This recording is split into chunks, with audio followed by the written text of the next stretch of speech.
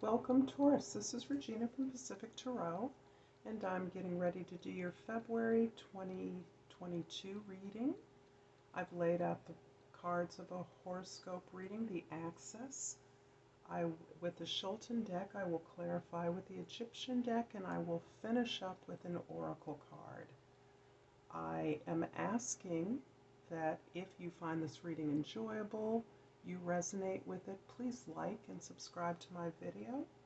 And I appreciate all of you who have supported me in all the myriad ways that you do with your time and attention so far. So let's get started, Taurus. The overall energy of your reading is the Death card, and I'm very clear that this card is speaking to a beautiful transition that is happening throughout our planet, throughout our worlds, throughout our lives. As it applies to you, Taurus, it is very comprehensive. And my sense is that this is taking you by storm in every area of your life. It is bringing up a lot of emotions. Sometimes those emotions are fearful. They're fear-based. And that is something that you're working on, because as you experience fear and a lot of emotions, you are also recognizing that this transition is allowing you the opportunity to let go of things that no longer serve you, and making space for things that will serve you more. And this is what's important for you, Taurus, that are ruled by Venus. Venus is going underground repeatedly over the last few months and a couple of more months ahead. So you are undergoing a deep change, as symbolized by Venus in conjunction with Pluto. And you are going at the deepest level around how you value your love, your money, and your own sense of power. The first house is the Star card. And the Star card is indicating that you are gaining a new vision, born through an experience of indeed a lot of loss, a lot of change. There may have been some recent, very fresh losses of individual family members, friends, or many friends and family, people that you are close to, are experiencing personal loss.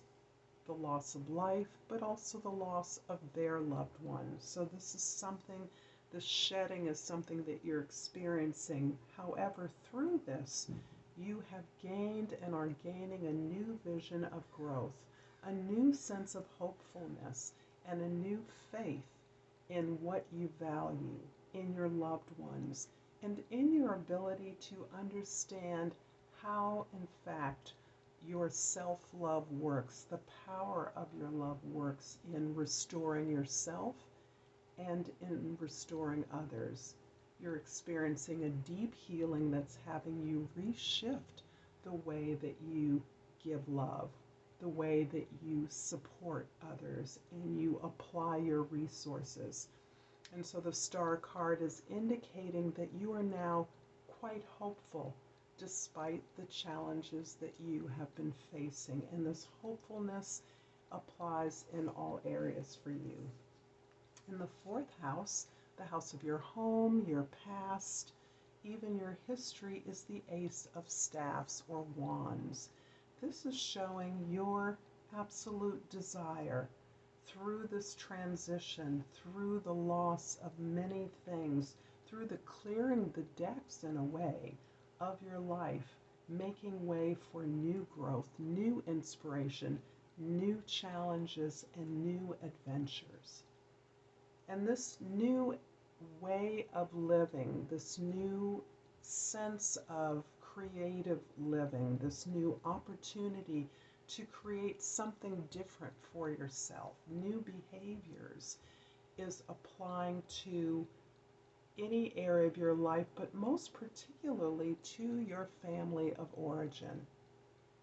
to your understanding of the needs of family members present and past. And essentially, you are learning brand new lessons from those within your family, within your domestic environment, the loved ones that are intimate and close to you. You are embarking on the possibility of new behaviors for yourself. And those new behaviors are going to generate and have the ripple impact on others, so that the whole way that you live and set up your life's foundation at a domestic level is altered and promises a new, inspiring, and growth producing move forward. The seventh house is the Lady of Swords, or the Queen of Swords. The seventh house is all of your significant relationships, not only with people or with things, opportunities, work, or projects, but also with yourself. And the Queen of Swords is indicating your willingness to scrutinize your thoughts, your behaviors, your desire to look at how your thoughts are shaping your reality. There is a recognition that a new plan, a new strategy is necessary in your ability to communicate and facilitate new ideas and communication about those ideas among your significant others. This is you explaining, describing, planning, leading a strategy, but it's also you opening up to altering and examining the way that you do communicate your ideas, so that your objectivity is detached from the strong emotions that I sense you've been experiencing. The passing of things out of your life has triggered so many strong feelings for you that you are in great need of reflection on how you talk about these feelings, the way you express these feelings in an equally powerful way that matches the depth of feelings that you're experiencing.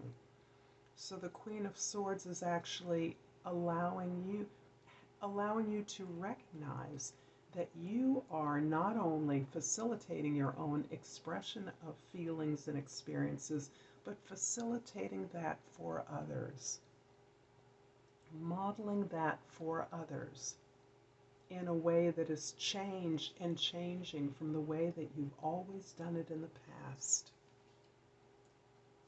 The 10th house is where you are seen by others, how you're recognized in society, the role you play. And again, the Six of Cups indicates a repeat of the process of the Death card. This is you clearing the decks, recognizing an overgiving, an overcaring, an over-loving that is a habit.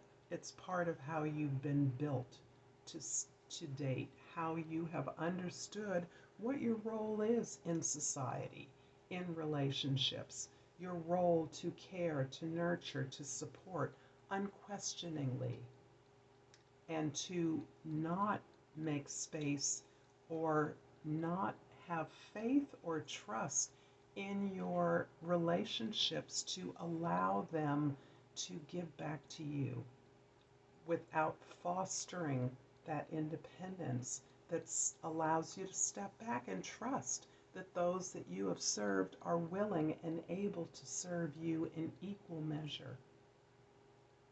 This is allowing you to move into addressing areas of where you experience unfairness, where you don't believe you have experienced injustice, and this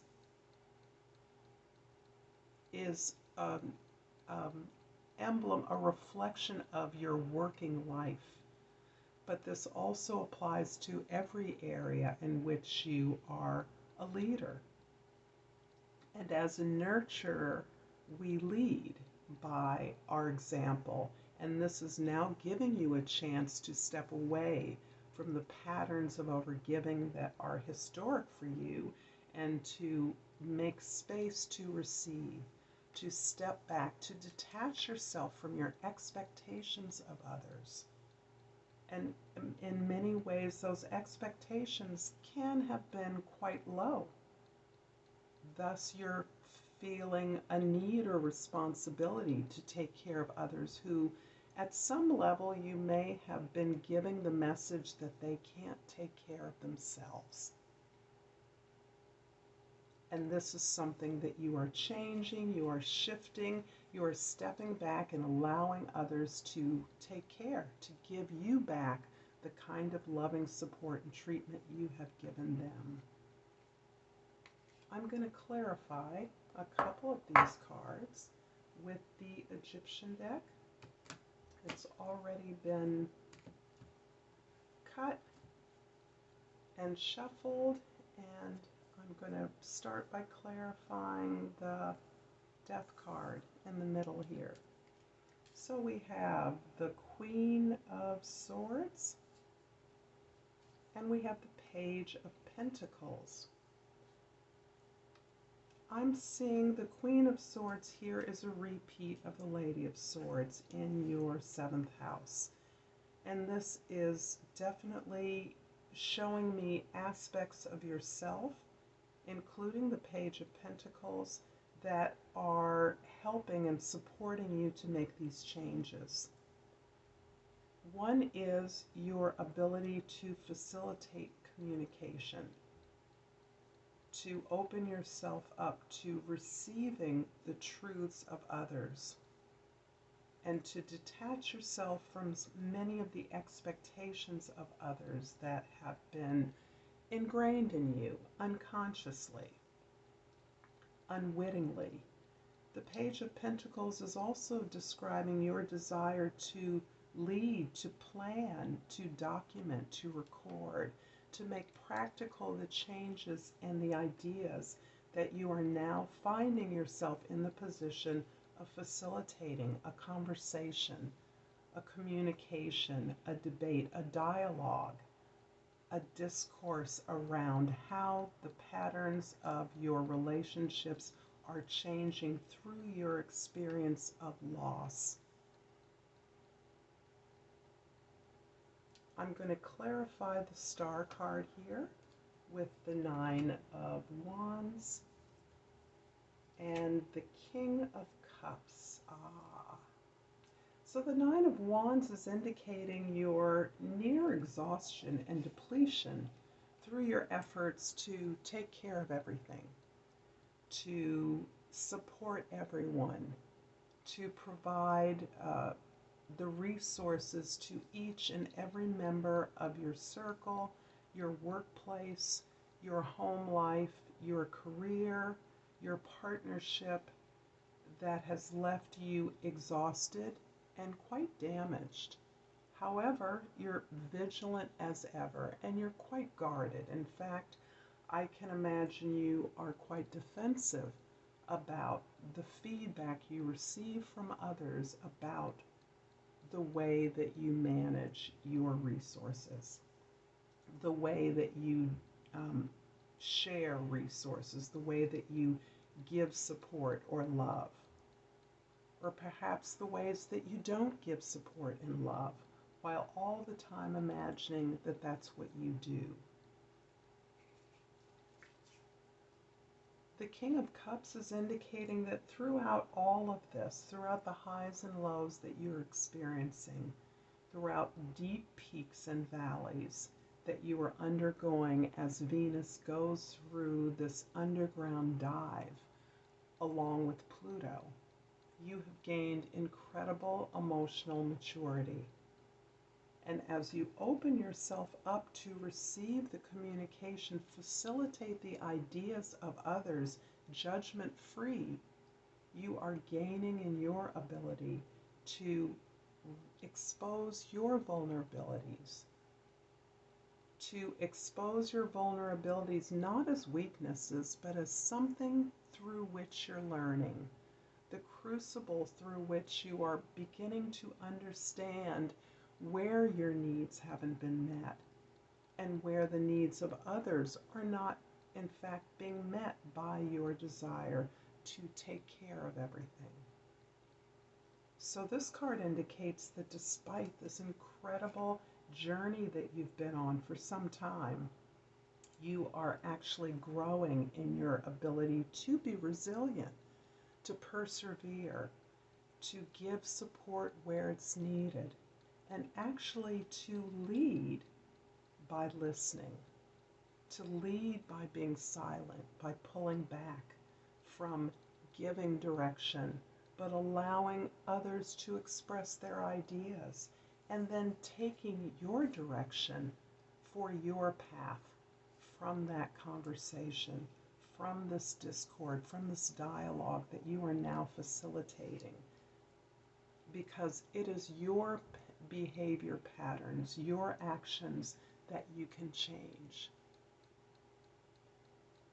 I'm going to finish off this reading, Taurus, with a botanical inspiration card and ask that if you've enjoyed this video, if it's resonating for you, to please like and share, to subscribe and comment. It is so appreciated.